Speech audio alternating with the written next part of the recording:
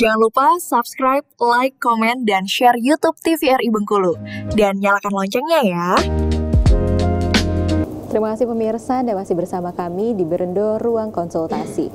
Kita lanjutkan perbincangan kita masih terkait dengan pemberian vitamin A dan juga obat cacing dan apa aja sih pentingnya untuk anak-anak. Saya pengen nanya ke dokter Eni terlebih dahulu, dok. Tadi kita terkait dengan tema kita, vitamin A mencegah stunting juga ya, dok ya. Dan obat cacing juga tentunya bisa mencegah stunting. Sebenarnya bagaimana sih mekanisme vitamin A ini bisa mencegah stunting pada anak-anak, dokter? Oke, kan tadi ya yang dibilangin kalau yang stunting itu kita ciri-cirinya dia perawakannya pendek, berarti kan dia berhubungan sama pertumbuhan dari tulang-tulang. Nah, si vitamin A mereka berperan nih dalam degenerasi sel-sel tulang. Jadi dia akan membantu keseimbangan antara proses pembentukan tulang, osteoblast kalau misalnya dalam bahasanya, sama osteoklas yang sel-sel untuk pemecahan tulang-tulang yang udah ibaratnya yang udah tua ya, kan nanti digantikan sama yang muda gitu. Nah, itu jadi dia perannya di sana, akan membantu proses pembentukan tulang ini sehingga memacu pertumbuhan tumbuh kembangnya itu akan lebih baik. Satu dari sana. Yang kedua, dia akan membantu sistem imun kita, jadi meningkatkan sistem imun, jadi mencegah anak-anak untuk mengalami infeksi ya, dok ya. Salah satunya ispa atau misalnya campak, karena kan daya imunnya diperkuat nih oleh pemberian vitamin A, meskipun ada tambahan pastinya dari vitamin-vitamin ataupun mineral yang lainnya ya, tapi salah satunya vitamin A fungsinya di sana. Sama vitamin A ini dia akan membantu hormon-hormon pertumbuhan untuk lebih meningkat nih aktivitasnya. Jadi ujung-ujungnya kan juga membantu pertumbuhan dan juga perkembangan dari anak ya. Oke. Kalau misalnya anak ini udah terlanjur kekurangan nih, dok, dan memang kadar vitamin A-nya udah defisiensi lah kita katakan, dok. Apakah masih bisa dikejar untuk pertumbuhan perkembangannya seperti anak-anak normal dan tetap di grafik yang normal gitu, dok? Kalau seandainya kita di bawah ya, kan kalau misalnya anak-anak itu kan mereka punya buku KIA ya, dok ya, punya buku KIA di mana di sana ada pemantauan terhadap berat badan, tinggi badan, apakah ketika mereka melakukan pengukuran per bulan itu ada penambahan atau enggak, atau stuck nih, kan ada baris batasnya ya, di mana mereka yang harus diharapkan, harusnya kan naik-naik terus tuh, tapi ketika grafiknya stuck, nah itu berarti ada masanya kita harus catch up, mengejar tuh ketertinggalannya, apa masalahnya. Biasanya masalahnya itu nggak cuma vitamin A aja, pasti ada masalah-masalah yang lain nih, kurang. Biasanya kan faktornya makanan, asupan makanan, dan perlu diingat juga sebenarnya vitamin A itu kan nggak cuma dari vitamin, makanan-makanan yang kita konsumsi pun itu juga harus sehat. Kebanyakan kan anak-anak ya, kalau karena mungkin kadang diasuhnya kan nggak sama ibunya nih, kadang kan ada sama babysitter atau misalnya sama kakek nenek gitu kan itu nggak terpantau tuh makanannya apa. Kadang misalnya anak-anak pengen jajan, padahal kalau misalnya anak-anak jajan-jajan aja itu nutrisinya jarang, nggak ada yang masuk lah ibaratnya, karena kan jajanan ya lebih ke ciki-cikian kayak gitu, itu kan nggak bernutrisi. Sedangkan kita harus pantau nih nutrisi anaknya, karena mereka bilang anaknya makan terus kok, makan apa? Ternyata makannya jajanan, kan nggak bisa membantu pertumbuhannya. Sedangkan yang vitamin A bisa didapatkan juga nih dari sayur-sayuran. Jadi jangan biarkan anak-anak kita tuh nggak hobi makan sayur, nggak hobi makan buah, karena semuanya untuk yang supply vitamin, mineral itu banyaknya dari sana, dari sayur, dari buah, kemudian dari yang aneka protein tinggi ya, entah itu misalnya daging merah atau misalnya telur. Anaknya harus ibaratnya diajarin lah untuk mengkonsumsi makanan-makanan seperti itu. Walaupun misalnya ada gerakan tutup mulut misalnya pada anak-anak usia-usia di bawah 5 tahun ya, tapi tetap kayak yang diusahakan. Jadi pelan-pelan dia pasti bakalan mau, memang butuh usaha. Kadang ibunya juga stres sendiri ya, dok, ketika anaknya punya masalah nih gerakan tutup mulut, nggak mau makan gitu kan. Tapi kalau misalnya diusahain ya selalu bisa.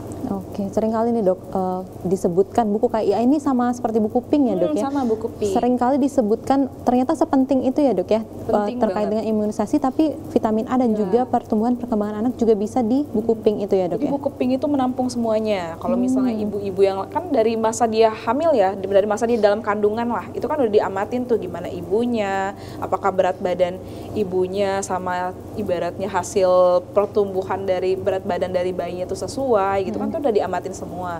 Nah nanti untuk kedepannya itu diamatin lagi berat badan, tinggi badan anak, itu harus diukur semua. Kita harus tahu apakah naik atau enggak. Jadi untuk ibu-ibu di rumah selain dari petugasnya, kadang kan kita karena banyak, mungkin petugasnya juga kelupaan. Nah, yang jadi ibunya pun juga harus aware nih, kalau emang anaknya dirasa stuck, nggak naik-naik berat badannya, harus segera lapor. Jangan didiemin, biar tahu nantinya langkah-langkah selanjutnya apa, karena itu kita mengejar. Jadi otomatis makannya harus lebih banyak nantinya dibandingkan yang sebelumnya. Oke, berarti semakin cepat ketahuan, semakin bisa dikejar ya, Iya, Dok, seperti benar. anak-anak normal. Betul. Nah, kalau misalnya dari Dokter Elsa nih, Dok, tadi kan kita membahas terkait dengan vitamin A dan juga pemberian obat cacing. Apakah kalau misalnya ini dikombinasikan, ini bisa lebih efektif dalam mencegah stunting, Dok, dan juga kesehatan anak lainnya seperti gangguan tumbuh kembang dan juga pertumbuhan? Kalau dokter ini tadi bahas vitamin A-nya ya, gimana dianya itu korelasinya dengan stunting.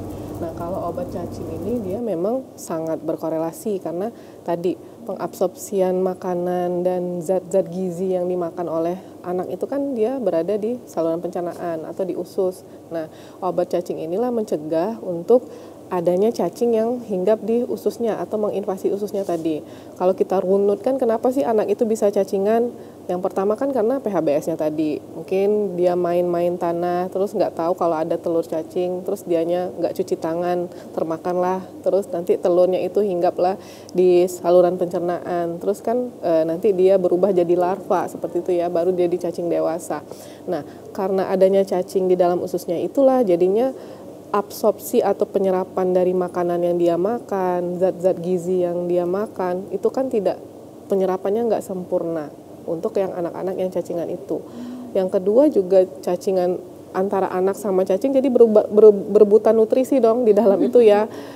Cacingnya mau juga makanan yang dimakan oleh anak tersebut. Nah, ini sangat berhubungan sekali dengan stunting karena tadi stunting itu kan berarti dia berhubungan, yang paling berhubungan penting adalah intake-nya. Kalau intake-nya sudah benar, kalau dia masih stunting berarti kita berhadapan lagi apalagi nih masalahnya.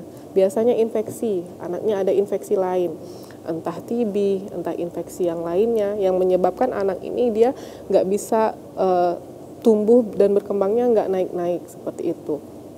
Itu kalau obat yang korelasi dengan obat cacing. Dan kalau kita bilang apakah dua ini sangat berperan penting, vitamin A dengan obat cacing tadi, seperti yang sudah dijelaskan. Namun nggak ini aja, stunting itu nggak selesai dengan masalah pemberian vitamin A dan obat cacing aja. Oke, berarti ada langkah lainnya ya, Dok ya. Oke, baik, kita akan lanjutkan pemirsa, tentunya langkah-langkah pencegahan stunting akan dijelaskan oleh dokter. Tetap bersama kami setelah jeda iklan berikut ini di Berendo Ruang Konsultasi.